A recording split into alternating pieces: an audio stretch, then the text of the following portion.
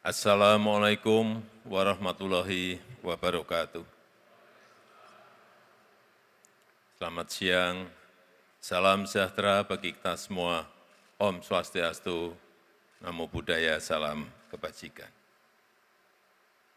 Yang saya hormati Ketua MPR Republik Indonesia, Bapak Dr. Haji Bambang Susatyo, beserta para Wakil Ketua MPR RI.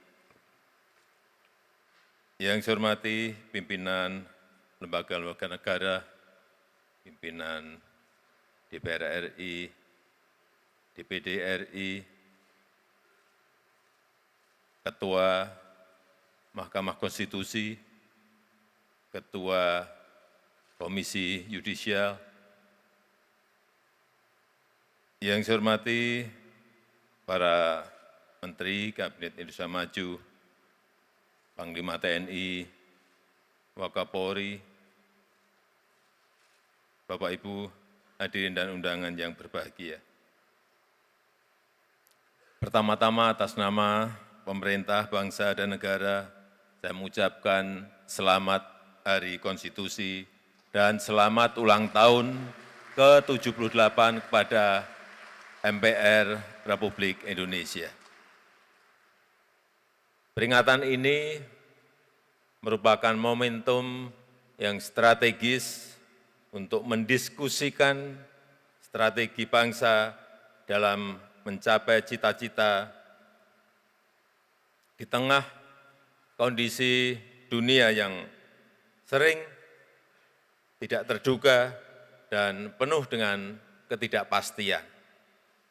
Bapak Ibu yang saya hormati, sering kita mengatakan kita ingin membangun masyarakat yang adil dan makmur. Kita ingin menjadi negara yang maju. Kita ingin menjadi negara yang sejahtera. Semua visi ini benar. Namun, menurut saya, untuk mengeksekusinya harus jelas tolok ukurnya. Adil dan makmur. Apa tolok ukurnya? Negara maju, negara yang sejahtera, apa tolok ukurnya? Apakah pendapatan per kapita, atau indeks pembangunan manusia, atau tingkat pengangguran, atau angka kemiskinan, atau apa, atau justru semuanya. Karena visi jika tidak dirumuskan tolok ukurnya, itu namanya jargon politik. Iya, jargon politik. Tidak jelas bentuknya, tidak bisa dijabarkan strateginya, tidak bisa dirumuskan langkah-langkahnya, dan biasanya bisa dipastikan sulit akan terwujud. Artinya yang ingin saya katakan, visi besar itu jangan sampai hanya jargon politik. Jangan hanya bahasa-bahasa normatif saja. Bahasa yang indah-indah saja, yang enak didengarkan. Jangan juga yang hanya di awang-awang. Visi besar itu harus membumi. Visi yang taktis, harus jelas tolok ukur capaiannya. Harus jelas strategi besar dan strategi teknisnya. Harus jelas langkah-langkahnya.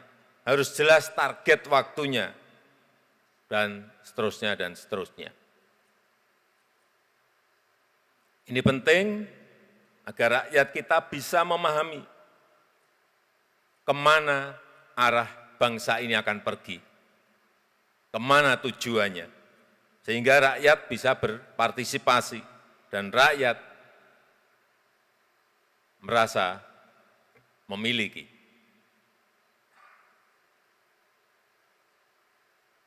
Bapak Ketua MPR RI, Bapak Ibu sekalian yang saya hormati, kita memang harus punya strategi besar dan strategi teknis. Bisa saja seperti yang sering disampaikan oleh Bapak Ketua MPR mengenai BPHN untuk mencapai visi kita. Tapi yang ingin saya tegaskan, kita tidak boleh kaku. Sebab dunia saat ini bergerak begitu sangat cepatnya. Tantangan dan peluang juga berubah sangat pesatnya.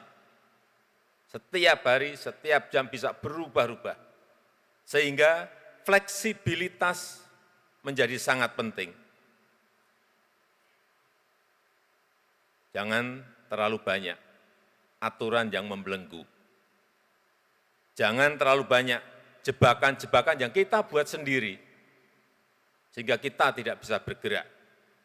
Beri kebebasan kepada eksekutif agar lincah dalam menghadapi perubahan dan ketidakpastian yang tentu saja harus disertai pengawasan yang efektif.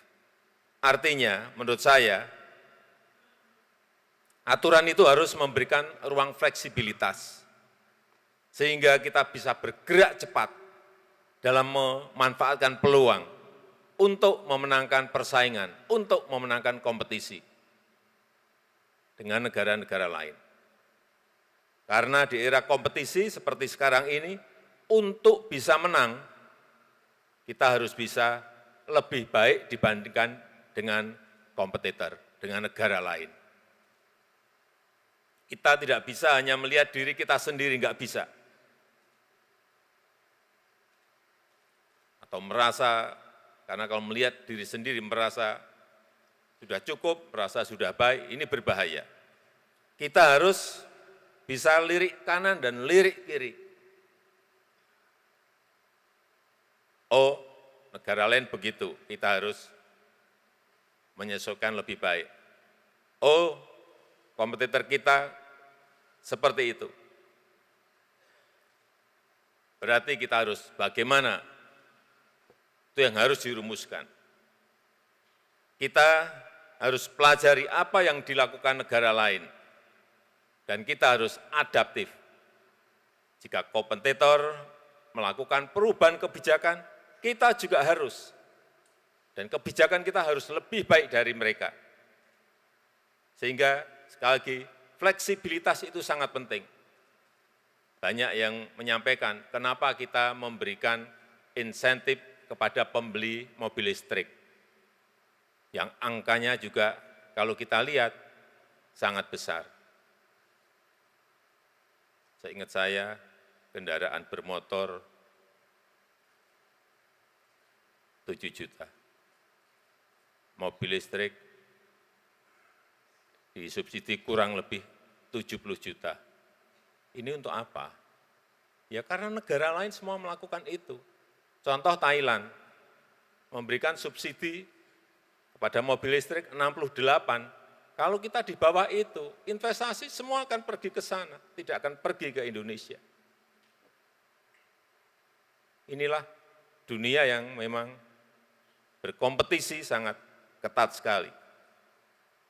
Bapak Ibu yang saya hormati, saya rasa itu yang ingin saya sampaikan dalam kesempatan yang baik ini. Dan sekali lagi, saya mengucapkan selamat Hari Konstitusi dan selamat ulang tahun ke-78 MPR RI. Semoga Indonesia ke depan melalui kontribusi seluruh komponen bangsa mampu meraih apa yang kita cita-citakan. Terima kasih. Wassalamualaikum warahmatullahi wabarakatuh. Waalaikumsalam.